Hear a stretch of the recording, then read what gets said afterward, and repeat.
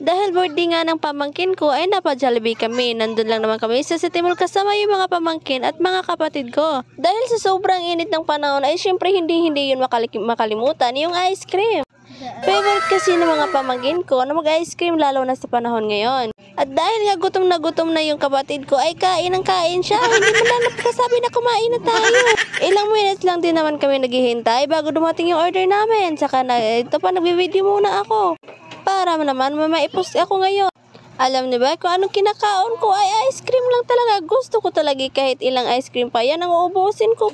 Hindi na nga naubos yung ice cream ng pamangkin ko. Kaya napagpasyalan ko, naubusin ko. Kahit ilang ice cream pa yan ay kaya kong ubusin. Dahil nga sa sobrang init ng panahon ay pati utak ko ay mainit.